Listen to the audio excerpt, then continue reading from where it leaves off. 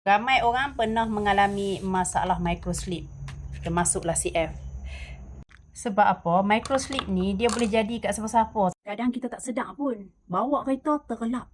Bawa kereta, oish, CF pernah 2 kali disebabkan oleh masalah microslip.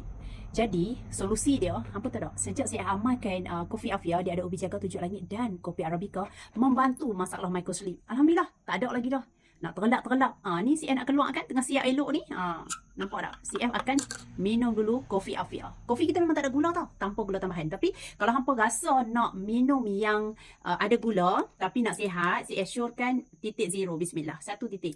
Sekarang boleh dapatkan dekat beg. Tapi sebenarnya bagi anda yang ada masalah microslip semua tu, hampa boleh je minum Kopi Afia ni macam ni je, bismillah.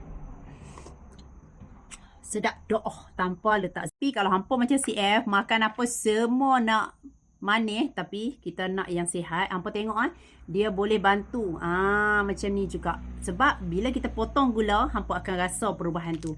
Nak dapat kat mana? Cepat. Lepas tu hampa nak bancuh zero ni, hampa nak buat ayak lemon ke, limau kasuri ke, masak asam pedas ke, apa saja resepi CF memang guna zero. Jadi kedua-dua ni penting. Ambil Kopi Afia dan juga zero. Sebab zero bukan saja untuk titik dalam kopi kita, tetapi boleh apa saja minuman yang anda suka. Tak kisahlah nak buat kek ke dessert ke, boleh guna zero. Kopi boleh buat ais dan juga boleh buat pan lah. Wow, sedap betul. Alhamdulillah.